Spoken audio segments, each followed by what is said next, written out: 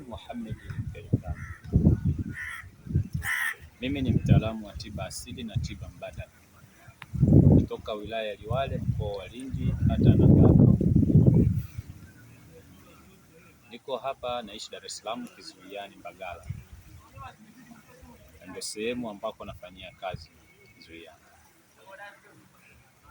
Nimekuja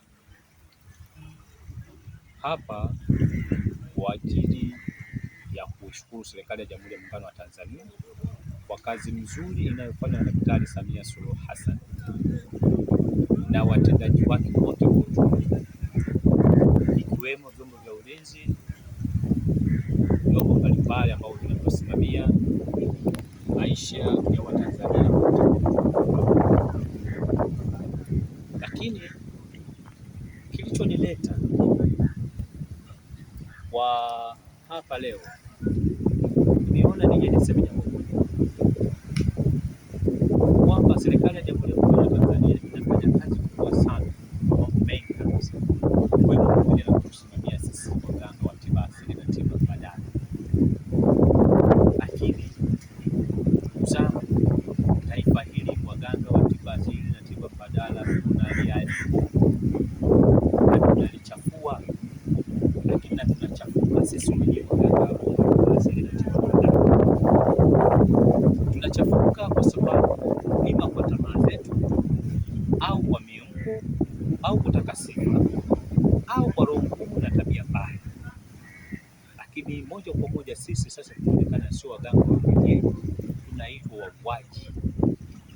Ndugu zangu, nimeona niseme hili jambo kwa sababu linashtua. Kila kukicha matukio ya mauaji, lakini ukifuatilia matukio ya mauaji hayo, chini yake kuna mganga wa kienyeji. Ukifuatilia matukio ya mauaji hayo, chini yake kuna mganga wa kienyeji. Sasa haya maisha mpaka lini? Waganga wa kienyeji tutafanya hiyo kazi mpaka lini? Kazi yetu tuliaminiwa na wazee wetu kwa ajili ya kutibu wagonjwa na sio kufanya matukio ya mauaji.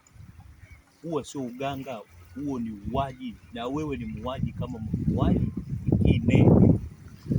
Sasa kwa niaba ya waganga wenzangu, kwa upendo kabisa, mimi naongea na Daktari Samia Suluhu Hassan, ninashauri kupitia waganga sisi, kwa sababu tumeshindwa kujilea sisi wenyewe. Tunajua nyinyi vyombo na serikali mnaweza mkatufungia vibali vyetu wote tusiwe na kazi.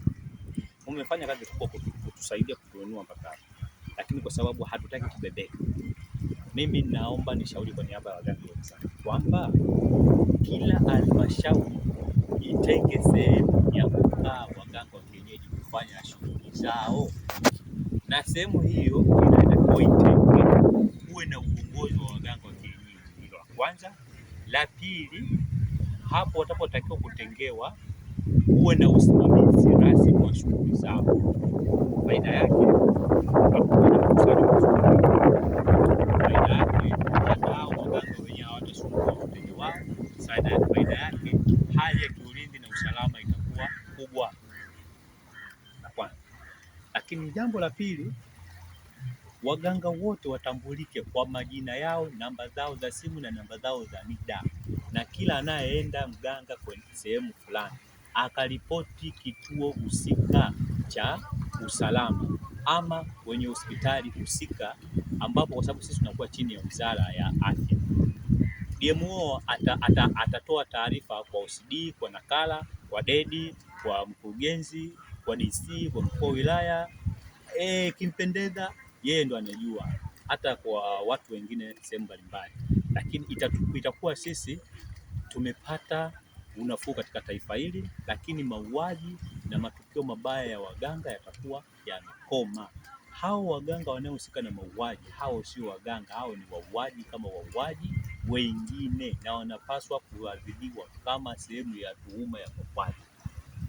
Sasa nazungumza hivi nikasema mwenye mamlaka hayo yote Mheshimiwa Rais na Waziri wa Afya na waziri wa mambo ya ndani, lakini waziri wa sanaa, waziri wa maendeleo ya jamii, NK na serikali yote kwa ujumla, ituangalie sisi waganga tumeshindwa kujiendesha wenyewe kwa ajili ya kufanya matibabu.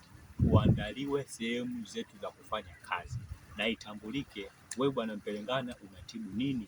Jino ujulikane wa jino, kichwa wa kichwa, miguu kwa miguu, kifua kifua, kifafa kifafa, kichaa kichaa, chochote itambulike hivyo, ili wewe kesho likitokea tatizo serikali iwe moja inaweza kukusaidia, lakini na wewe utatoa ushirikiano kwa serikali. Kwa sababu inatokea sasa hivi mganga anafika leo anampa mtu mgonjwa, anafanya matukio mabaya, anatoka mkoa fulani anakwenda fulani, akishamaliza usiku anaondoka, kesho unasikia sehemu fulani kutokea matukio ya mauaji. Sasa mimi kama daktari nayependa Watanzania wote, mwenye huruma na Watanzania wote, lakini sipendi hii CV ambazo tunazopewa sisi waganga, kwa sababu sisi hizi kazi tumeanza toka watoto, tuna miaka 7, mimi nimeanza 92 kazi mpaka leo niko mdogo.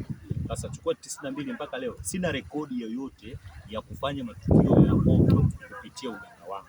Kwa hiyo mimi ninachoomba kwamba tufanye kazi ya kufanya sisi tuwe waaminifu kama watumishi wengine. Haiwezekani leo mganga adhibiwa akili na bodaboda, anampeleka mteja sehemu fulani na anarudi salama, alafu mganga unafanya matukio ya mauaji, unakuwa ni uganga wa watu. Lakini tambulika huyo mganga umeupataje huo uganga wa polisi wa kusoma au kusoma na polisi? Kwa hiyo ya kwangu ni hayo. Naomba sana wote wa Tanzania, asanteni kwa kunisikiliza.